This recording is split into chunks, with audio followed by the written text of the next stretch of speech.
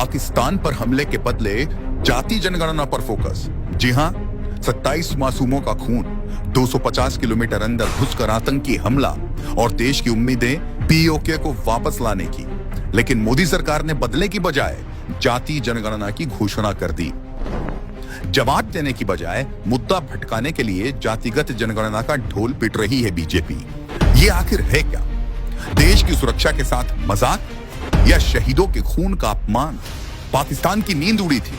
देश उम्मीद कर रहा था कि कैबिनेट मीटिंग पीओके और आतंकवाद पर कोई बड़ा फैसला लेगी, लेकिन बीजेपी ने क्या किया? जातिगत जनगणना की घोषणा करके सारे सवाल दबाने की कोशिश। इसका क्या मतलब है? मोदी सरकार हमले के 8 दिन तक क्या जाति जनगणना पर प्लान बना रही थी? मुद्दे भटकाने की यह पहली साजिश नहीं है। याद कीजिए, जून 2020 में गलवान घाटी में भारत चीन सैन्य टकराव हुआ, जिसमें 20 भारतीय सैनिक शहीद हुए।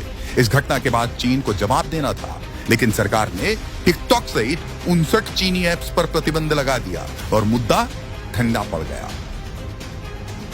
जनवरी 2016 में पठानकोट वायुसेना अड्डे पर आतंकी हमला हुआ, जिसमें सुरक्षा बलों के कई जवान शहीद हुए। देश बदला चाहता था, लेकिन कुछ महीनों बाद मोदी सरकार देश में नोटबंदी ले आई। यहां भी मुद्दा शांत कर दिया गया। आम आदमी पार्टी सहित तमाम पार्टियां सालों से जातिगत जनगणना की मांग कर रही हैं, लेकिन बीजेपी कभी गंभीर नहीं थी। और अब जब 27 शहीदों का जवाब देना है, तब अचानक ये मुद्दा क्यों? जातिगत जनगणना से मुद्दा नहीं भटकेगा। मुद्दों के भंवर में मत उलझाओ। पाक ऑक्युपाइड कश्मीर लाओ, आतंकवाद को कुचलो और शहीदों को इंसाफ दो। मोदी जी, सवालों से भागना बंद करो। देश जवाब मांग रहा है।